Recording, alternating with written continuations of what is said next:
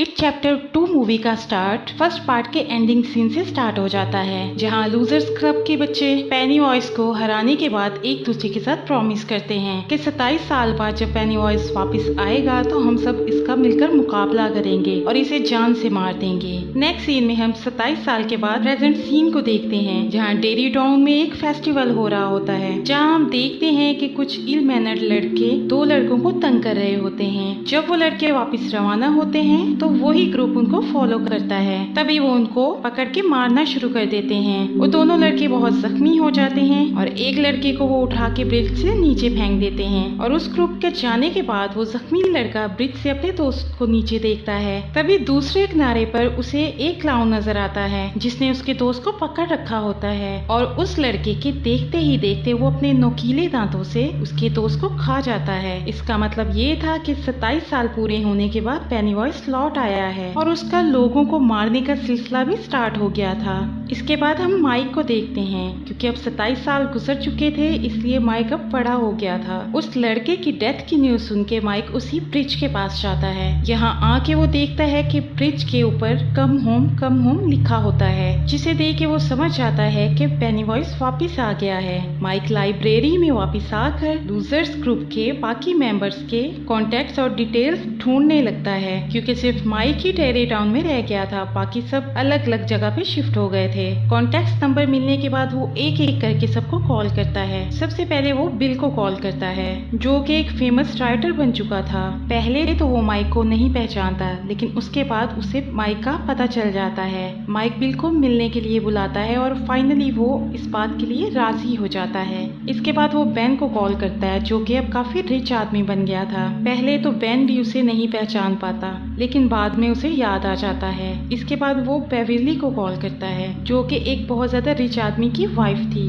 Mic की call आने के बाद उसका हस्बैंड उसे मारने लगता है। तभी बेविली अपने हस्बैंड को मार के वहाँ से निकल आती है। सबसे लास्ट में वो अपने फ्रेंड स्टैनली को कॉल करता है और वो उसकी कॉल से इतना डिस्टर्ब हो जाता है कि वो सुसाइड कर लेता है। तभी हम देखते हैं कि सभी फ्रेंड्स डेरी टाउन में इकट्ठे हो जाते हैं और एक रेस्टोरेंट में एक दूसरे से मिलते हैं। क्योंकि डेरी टाउन में उनकी बहुत सारी यादें थी, इसलिए वो एक दूसरे के साथ अपनी यादें शेयर करके काफी इंजॉय करते हैं। फिर माइक उन्हें बताता है कि उसने किस मकसद के लिए उन सबको वहाँ इकट्ठा किया है। माइक उन्हें बताता है कि 27 साल के बाद पेनीवॉइस वापस आ गया है और साथ ही लोगों की डेथ्स होना भी शुरू हो गई हैं। माइक उन्हें याद दिलाता है कि उन्होंने ब्लड ओथ ली थी, जिसकी वजह से अब उन्हें मिलके उसका मुकाबला करना है और उसे जान से मारेंगे। ये सुन के सभी लोग घबरा जाते हैं, क्योंकि उनमें से कोई भी पेनीवॉइस का मुकाबला नहीं करना चाहता। फिर ये सभी एक एक करके अपनी फॉर्चून कुकीज को ओपन करते हैं और बहुत कोशिश के बाद फॉर्चून कुकीज एक सेंटेंस बनाता है, guess Stanley could not cut.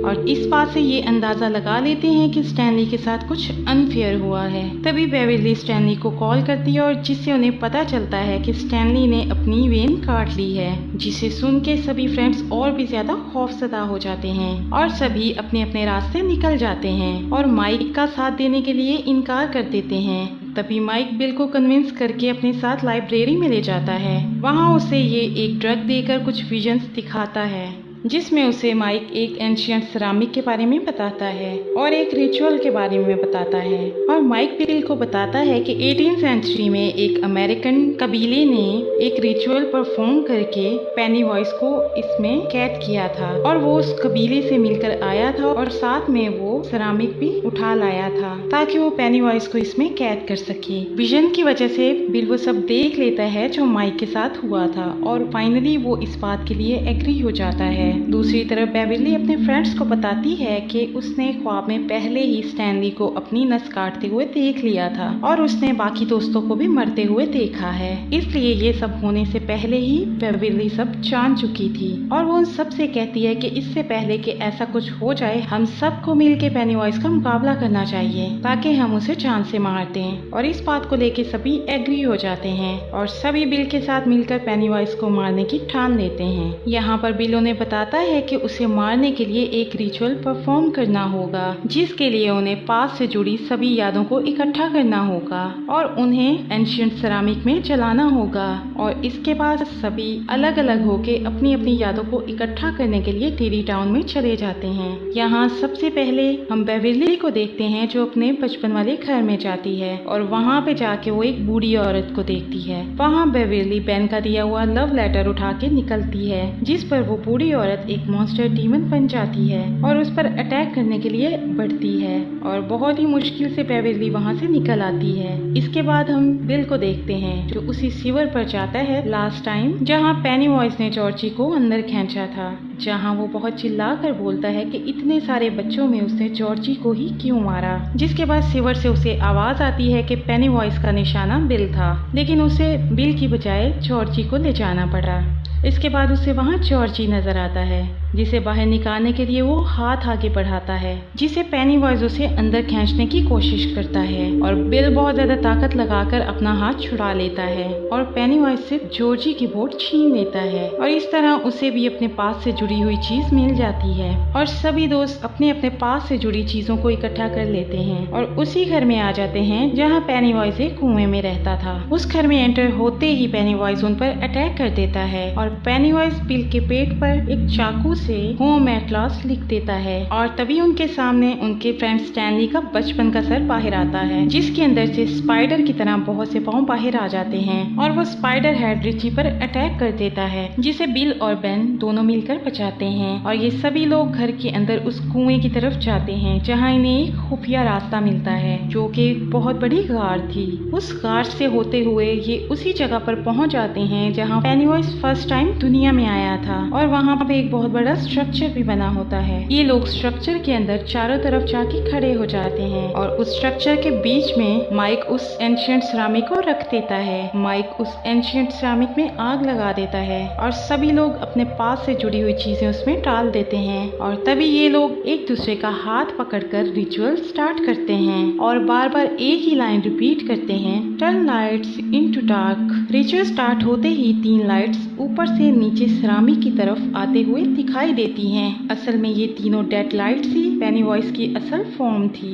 और आहिस्ता आहिस्ता वो तीनों लाइट्स उस सिरामिक के अंदर आ जाती हैं और माइक उसे जल्दी से कवर कर देता है, लेकिन तभी एक रेड कलर का बैलून वहाँ से आता हुआ बहुत बड़ा हो जाता है और वो फट जाता है और तभी उसमें से पेनीवॉइस निकलता है। पेनीवॉइस सबको टॉन्ट करते हुए बताता है कि अब माइक ने तुम लोगों को रिचुअल के बारे में नहीं बताया। पेनीवॉइस उन्हें बताता है कि इस रिचुअल के मुताबिक जो लोग भी इस रिचुअल को स्टार्ट करेंगे वो फाइनली मारे जाएंगे, क्योंकि ये बात माइक ने हाइड रखी थी और ये बात सुनते ही सभी लोग घबरा जाते हैं और माइक पर गुस्सा होने लगते हैं और देखते ही देखते पेनीवॉइस एक बहुत बड़े स्पाइडर में बदल जाता है और वो उन लोगों पर अटैक कर देता है और उन्हें अलग अलग करके विजन्स दिखाता है और उन विजन्स में ये उन्हीं चीजों से डराता है जिनसे वो बचपन में डरते थे। पेनीवॉइस रिची को अपनी लाइट्स दिखा के हवा में फ्लाई करता है और यहाँ उनका एक फ्रेंड एडी एक सरिया उठा के पेनीवॉइस पर अटैक करता है जो सीधा जाके उसके मुंह में लगता है, जिसकी वजह से उसको चोट लगती है। वो जख्मी होके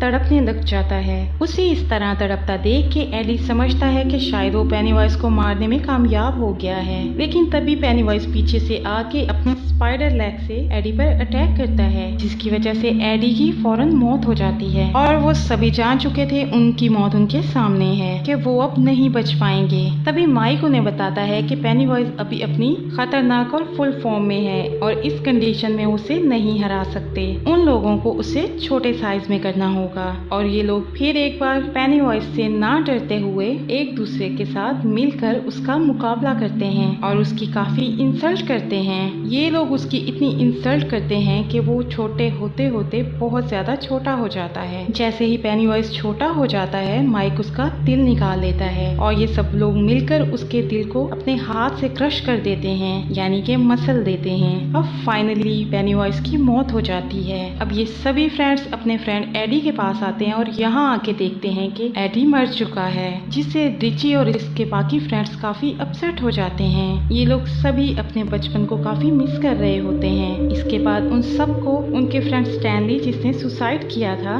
उसका लेटर मिलता है, जिसे मरने से पहले उसने सबके लिए लिखा था, जिसमें लिखा हुआ था कि माइक की कॉल आने के बाद वो काफी ज्यादा डर गया था और वो जानता था कि वो पेनीवॉइस का मुकाबला कभी नहीं कर सकता और वहाँ आकर उनकी हेल्प करने के बजाय उनकी मुसीबत बन जाता और फाइनली उसने सुसाइड को ही अपने लिए ज्यादा बेहतर समझा और इसके साथ ही मूवी यहाँ पे एंड हो जाती है।